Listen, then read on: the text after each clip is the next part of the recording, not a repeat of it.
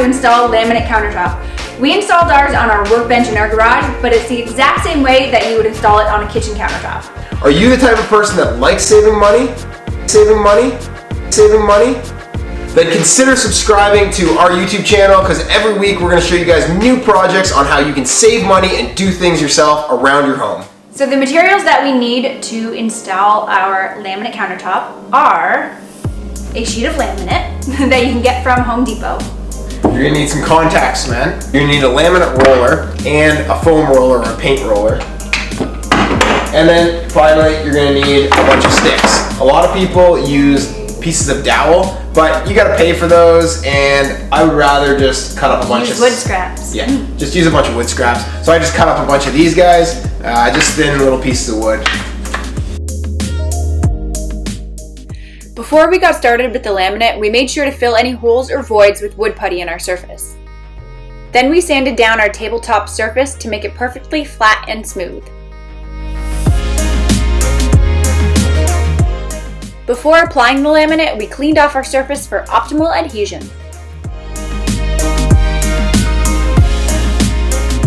So we've got our surface all prepped. Now we're going to lay out the laminate and cut it. Nice. Here's the laminate right here. You want to unroll it? Yep. So we got our 4x8 sheet of laminate laid down here, but it's a little too big for our tabletop. So we're gonna have to cut it down to size. We're gonna use a table saw for that and just a really fine tooth blade. If you guys don't have a table saw at home, you can also use a laminate cutter. It's kind of like a pair of tin snips.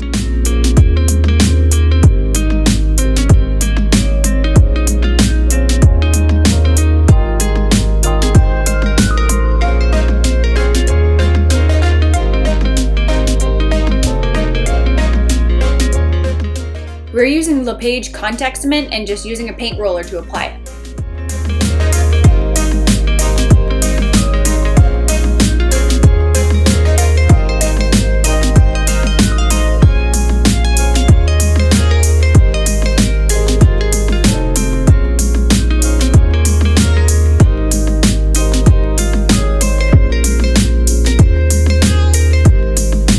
So we waited 15 minutes until the contact cement was dry to the touch. So we did 2 coats of contact cement on the wood because it's more porous and it soaks up the glue. And then we only did 1 coat of contact cement on the sheet of laminate. Now we're going to lay our wood spacers on our tabletop while we get our laminate in place. Although all of our contact cement is dry to the touch, as soon as the 2 contact cement surfaces touch, they will adhere to each other.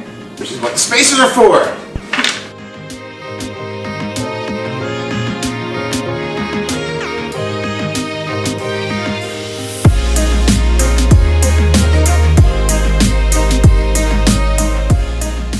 I'm ready to roll, boys!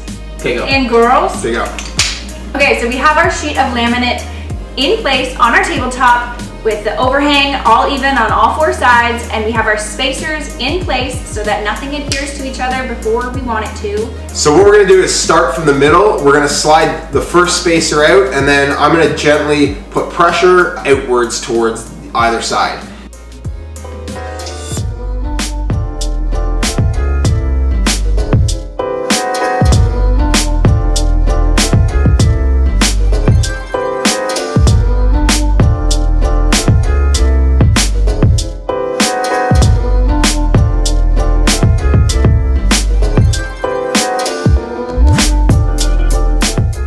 So the contact cement dries almost immediately, so we can trim the edges right away.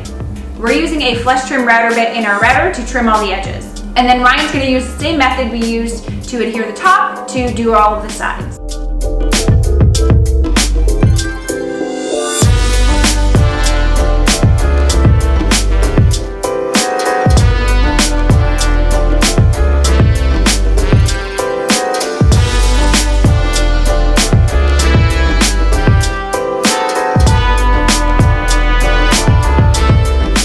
After Heidi routed all the edges, we noticed there are a couple spots along the edge that didn't adhere very well to the plywood. So I'm not really too sure why this happened, whether we didn't put enough pressure on the sheet of laminate or if that was just an air bubble that we didn't work out from underneath the sheet of laminate. So to try to fix this issue, we're gonna put a little contact cement on this trowel and slide it underneath.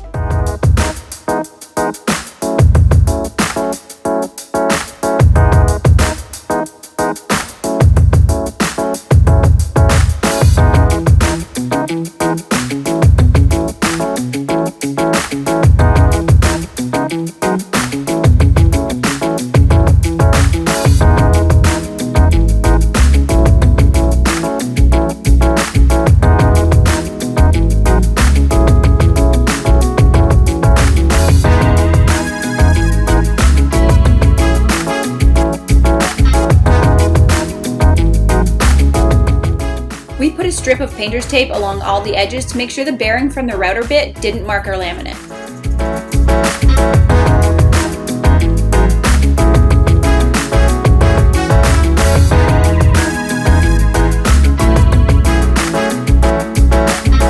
So there are a couple little spots where we got some of the contact cement on our sheet of laminate. So I'm just using some paint thinner and going over those spots to take off the glue.